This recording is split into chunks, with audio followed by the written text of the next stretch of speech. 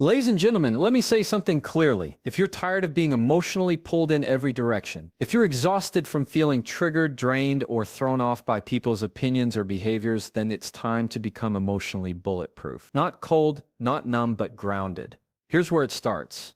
You need to stop giving immediate emotional access to every single person who walks into your life. Your peace is not public property. See, emotions are not commands. They're notifications, like a phone alert. Just because your screen lights up doesn't mean you have to answer it. You felt disrespected. That's real. But feeling disrespected doesn't mean you are disrespected. That's a decision you get to make. Now let's talk about space, emotional space. When someone brings drama or pressure, don't shrink. Expand. Breathe. Own your space. Because the moment you let someone else dictate how you feel, they own your day. And honestly, no one should have that kind of power unless you gave them a ring or your last name. Here's a truth that changed everything for me. You don't have to respond right away. When someone pushes your buttons, press pause.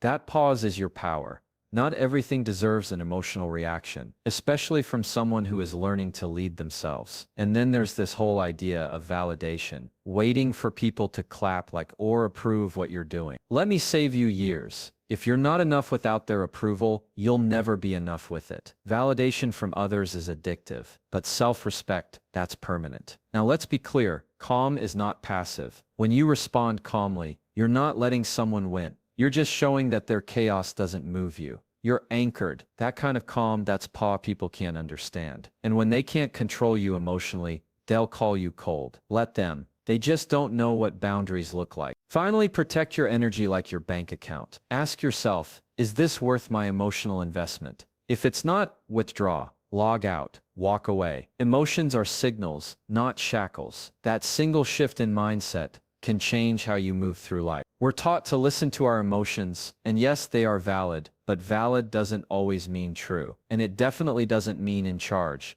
Just because you feel anger doesn't mean you have to act on it. Just because you feel fear doesn't mean you're in danger. Emotions are information, not instructions. They're meant to inform you, not enslave you. And the moment you start treating them as signals, like a flashing dashboard light, you take back your control. Think about it. When a light flashes on your car dashboard, it's telling you something needs attention, but you don't slam the wheel and panic. You don't jump out of the car and abandon it. You investigate. You assess. You respond with clarity. That's how emotions should be treated. They're asking you to notice, not to surrender. When sadness creeps in, it may be signaling a need for connection, rest, or reflection. When anger flares, it may be pointing to a boundary that's been crossed. The problem is we've been reacting instead of responding, and reaction is impulse. Response is intention. You're human. You're going to feel things deeply. That's not weakness. That's wiring. But emotional strength isn't about not feeling.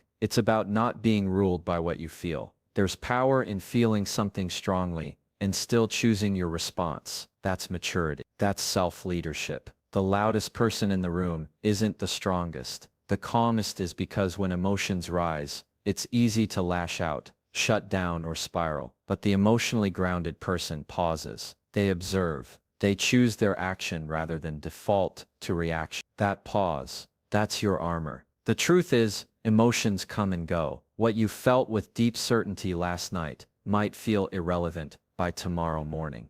That's the nature of emotions. They're waves. And you don't build your life on waves. You build it on the shoreline, steady, rooted, unmoved by temporary tides. The more you build self-awareness, the less reactive you become. And when you're less reactive, you're harder to manipulate, harder to offend, harder to rattle. That doesn't mean you don't care. It means you care wisely. People will try to provoke you, test you, even guilt to you, not because they're always malicious, but because they haven't learned emotional responsibility themselves. And when you've built a life on emotional reflex, someone else's emotional discipline can feel threatening. That's not your burden. Your job isn't to match people's energy, it's to protect yours. Because the person who can feel everything without becoming everything they feel, that person is free. So next time your emotions rise, don't ask, what should I do about this feeling? Ask, what is this feeling trying to tell me? Let the emotions speak. But don't hand it the steering wheel. The minute you start treating emotions like signals, and not shackles, is the moment you stop being dragged and start driving. Control your space. Control your peace. It sounds simple, but it requires practice, awareness, and the courage to protect what can't be seen, your mental and emotional energy. Too many of us are exhausted, not because we're doing too much, but because we're letting too much in. Conversations we didn't want to energy we didn't ask for, and drama that doesn't belong to us. You can't find peace when you're spaced mentally, emotionally, or physically, is wide open to anyone and anything that wants to enter. Every time you let someone cross an emotional boundary unchecked, you chip away at your own clarity, and clarity is everything. When your mind is fogged with resentment, guilt, or pressure from others, how can you hear yourself think? How can you make decisions, trust your instincts, or show up fully? You can't. That's why boundaries are not walls. They are doors. They don't block everyone out. They allow the right people in, and the wrong patterns out. You must decide what energy you allow into your space,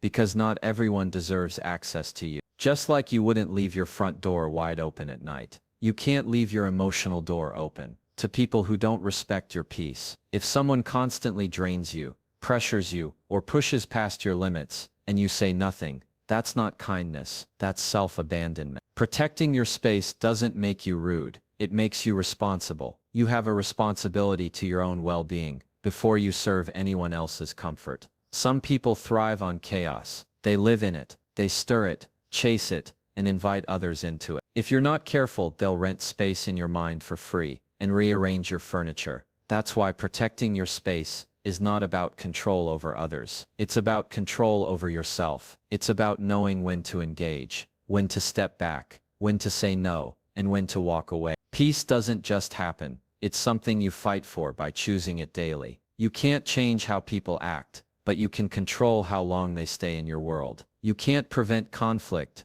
but you can manage how deeply it roots in you. Every boundary you set is a reminder. I value my time, my energy, and my peace. It's not about being cold or distant. It's about being intentional. There's a big difference between being available and being accessible to everyone, all the time. Constant accessibility leads to constant anxiety. You owe it to yourself to set the tone for what you will and will not tolerate. When your space is protected, your mind becomes clearer. When your mind is clearer, your emotions become more stable. And when your emotions are stable, your life becomes more peaceful. Not because everything around you is calm, but because you are. That's the power of boundaries. That's what it means to truly protect your peace. Control your space, or someone else will control it for you. Master the pause before the reaction, because that split second of silence can change everything. It's in that pause, that quiet moment between stimulus and response, where your power lives. Most people skip it. They go straight from feeling to reacting, from triggered to tense, from provoked to explosive, and then they regret. But those who can hold that pause even for a second, access something deeper, choice. And choice is where emotional intelligence begins. When someone says something offensive or disrespectful, your body reacts, your heart rate rises, your breath shortens, your jaw tightens. That's the fight or flight system lighting up. It's natural, but it's not always useful, because reacting from that space usually means you're letting the other person write your script. You become a puppet to their energy. The pause gives you a moment to ask, what do I want this to become? Not what did they just say, not how dare they, but you taking ownership of the moment, instead of being owned by it. The pause isn't passive, it's active restraint, it's discipline, it's emotional self-respect. It doesn't mean you don't feel anything. It means you feel it, but you hold it, examine it, and then decide what to do with it. That decision, that space between emotion and action, is the difference between escalation and resolution, between regret and respect. Think of the pause like a muscle. The more you use it, the stronger it gets. At first, it feels unnatural. You might feel the urge to defend yourself immediately, to lash back, to prove a point. But once you've felt the power of a measured response, how it diffuses tension, how it leaves you with dignity, you start to crave. Because the person who can pause under pressure is the one who truly holds the room. This isn't about being emotionally detached. It's about being emotionally in charge. It's about responding with clarity instead of chaos. When someone tries to pull you into their storm, the pause becomes your anchor. It keeps you from drowning in drama, that doesn't belong to you. It keeps you rooted in who you are, not who they're trying to make you become. Sometimes silence is the answer, not because you don't have something to say, but because not everything deserves your energy. Sometimes a breath,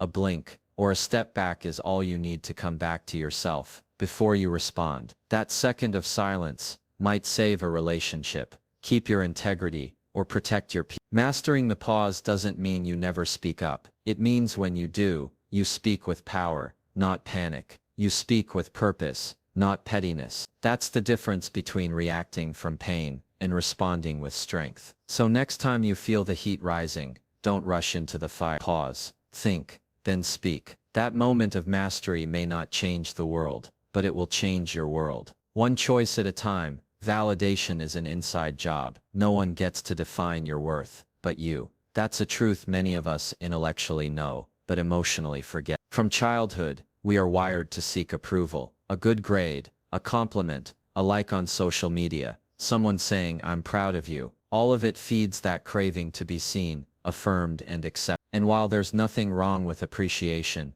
or acknowledgement, the danger lies in depending on it to feel whole. Because the moment you hand someone else the responsibility to validate you, you also hand them the power to break you. If your sense of worth rises or falls based on what someone else thinks, you're always going to be chasing something outside of yourself. One compliment makes your day, one criticism ruins your week. That's not stability, that's emotional insecurity, dressed as connection. People are inconsistent, their moods shift, their opinions change, their standards are often rooted in their own wounds and biases. So when you let them decide who you are, you become a reflection of their confusion, not your clarity. You have to stop outsourcing your value. You have to stop waiting for permission to feel proud, to feel capable, to feel enough. That's your job. You set the tone. You define the standard. The truth is, when you know your worth, external praise becomes a bonus, not a necessity. You can receive it,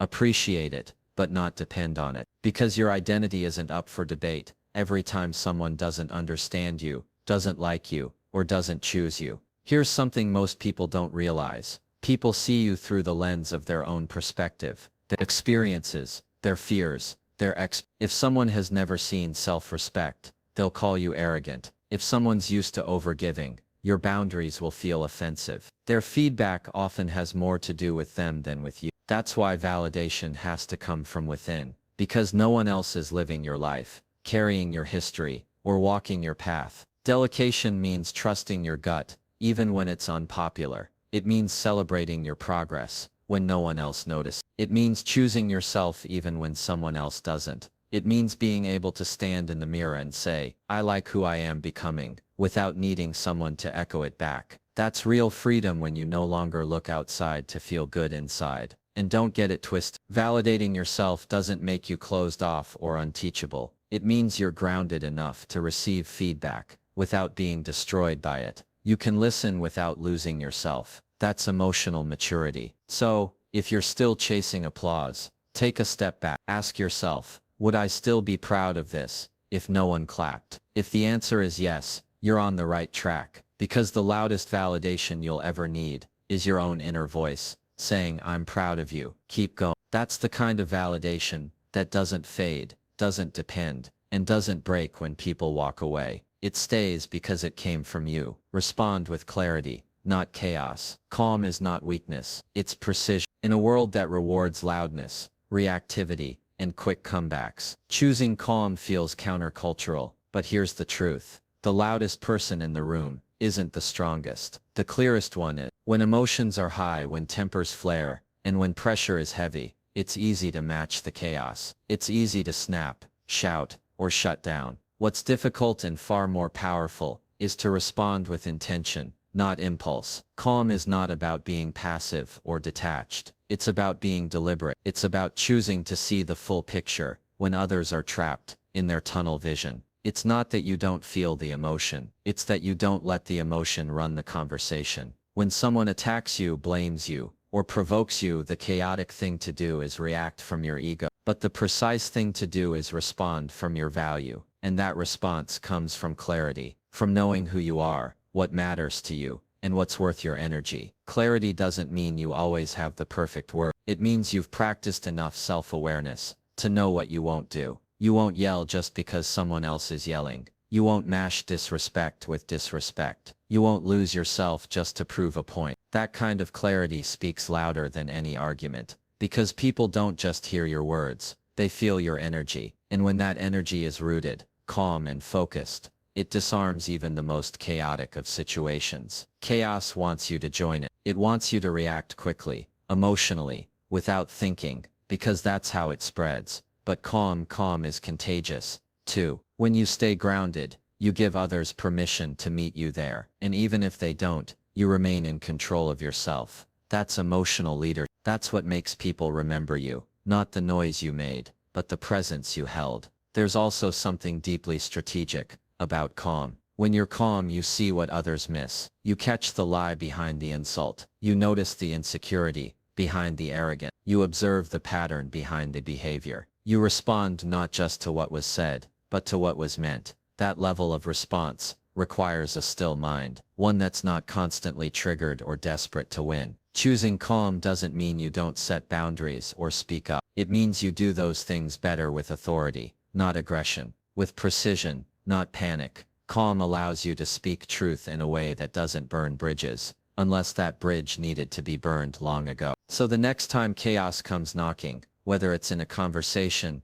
a comment, or a confrontation, don't match it. Pause, breathe, and then speak from clarity, because power isn't proven by how loud you are. It's proven by how little someone else's chaos can move you. Respond with clarity, and you won't just win the moment, you'll win your peace. Energy is currency. Spend it wisely. Not everything deserves your attention. Just like money, your energy is limited. You wake up every day with a certain amount of focus, patience, emotion, and effort available to give. The problem is most people spend it like it's unlimited. They waste it on meaningless arguments, attention-seeking behavior, unnecessary drama, and people who take more than they give. Then they wonder why they feel depleted, anxious, distracted, or resentful. The truth is, you're not tired because you did too much. You're tired because you gave too much to the wrong things. Everything you give your energy to is either an investment or an expense. Some people refuel you, others drain you. Some activities move you forward, others pull you into cycles that go nowhere. And just like you wouldn't throw cash into the wind, you shouldn't be handing out your mental, emotional, and physical energy to things that offer nothing in return. This doesn't make you selfish, it makes you intentional, because energy management is self-respect. It starts with becoming conscious of where your attention goes. Every scroll, every argument, every interaction, it's all a transaction. Ask yourself, is this adding to my peace or subtracting from it? Is this growing me or draining me? When you stop to assess where your energy flows, you start making better decisions. You stop replying to every comment. You stop attending every invitation. You stop fighting battles that aren't yours to fight, because you realize the cost. And that cost is your clarity, your creativity, your health, and your peace of mind. Not everything or everyone is worth your engagement. Some people are chaos looking for a host. If you keep entertaining what doesn't deserve you, you'll keep paying for it in anxiety, frustration, and burnout. Boundaries aren't just about protecting your space. They're about protecting your energy. Saying no isn't rude, it's responsible. It's you recognizing that your energy, like your time, is sacred, and not everyone should have access to it. When you start treating your energy like currency, you begin to prioritize different things. Quiet becomes valuable, peace becomes luxury, purpose becomes non-negotiable. You will choose solitude over gossip, growth over validation, and rest over performance. And with that shift, you start showing up more powerfully in the places that matter for your work, your relationships, your health, your goals. You don't have to fix everything. You don't have to respond to everything. You don't have to carry what isn't yours. Just because it's loud, urgent, or emotional, doesn't mean it deserves your focus. Your energy should be aligned with your values, not your distractions. So before you give away your energy, pause. Ask yourself, what am I really spending this on? Because the world will always try to pull at your attention.